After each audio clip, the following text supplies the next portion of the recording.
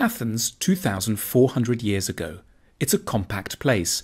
Only about 250,000 people live here. There are fine baths, theatres, temples, shopping arcades and gymnasiums. It's warm for more than half the year. This is also home to the world's first true and probably greatest philosopher, Plato.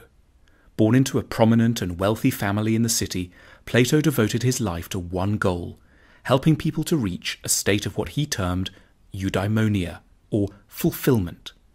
Plato is often confused with Socrates. Socrates was an older friend who taught Plato a lot but didn't write any books.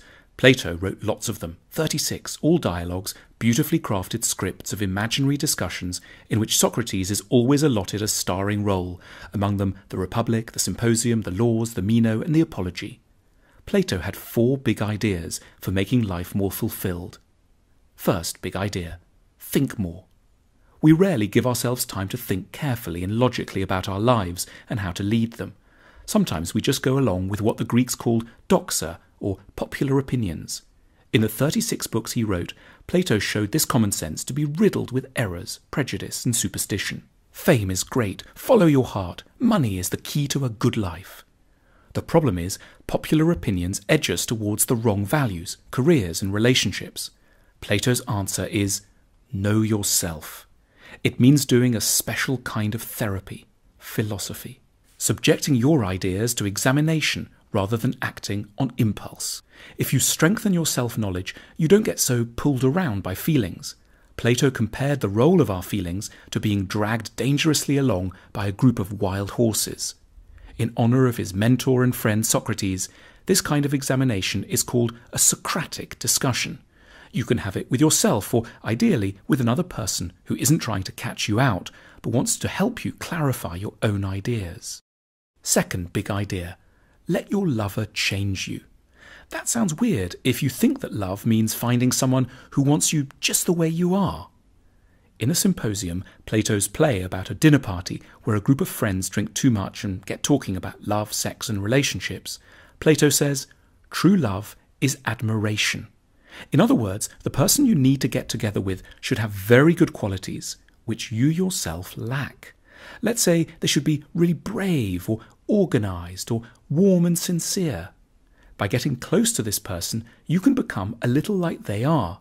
The right person for us helps us grow to our full potential.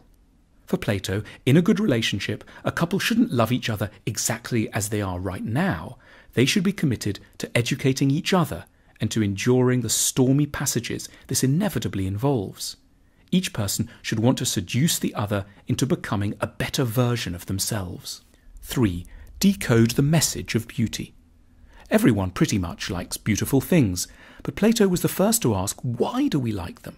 He found a fascinating reason. Beautiful objects are whispering important truths to us about the good life.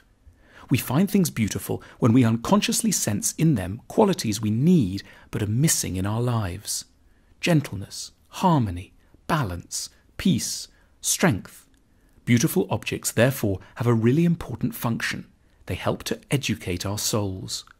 Ugliness is a serious matter too. It parades dangerous and damaged characteristics in front of us. It makes it harder to be wise, kind and calm.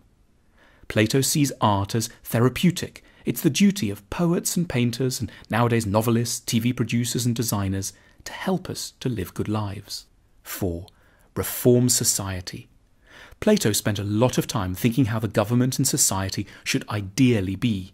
He was the world's first utopian thinker. In this, he was inspired by Athens' great rival, Sparta. This was a city-sized machine for turning out great soldiers.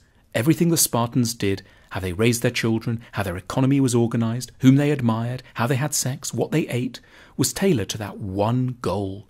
And Sparta was hugely successful from a military point of view. But that wasn't Plato's concern. He wanted to know, how could a society get better at producing not military power, but fulfilled people? In his book, The Republic, Plato identifies a number of changes that should be made.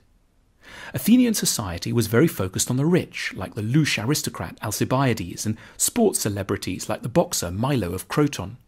Plato wasn't impressed. It really matters who we admire, because celebrities influence our outlook, ideas and conduct, and bad heroes give glamour to flaws of character.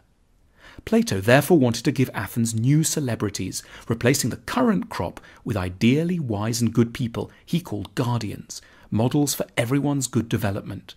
These people would be distinguished by their record of public service, their modesty and simple habits, their dislike of the limelight, and their wide and deep experience. They would be the most honoured and admired people in society. He also wanted to end democracy in Athens. He wasn't crazy. He just observed how few people think properly before they vote, and therefore we get very substandard rulers. He didn't want to replace democracy with a horrid dictatorship, but he wanted to prevent people from voting until they'd started to think rationally. That is, until they'd become philosophers. Otherwise, government would just be a kind of mob rule. To help the process, Plato started a school, the Academy, in Athens, which lasted a good 300 years. There, pupils learnt not just maths and spelling, but also how to be good and kind. His ultimate goal was that politicians should become philosophers. The world will not be right, he said, until kings become philosophers or philosophers kings.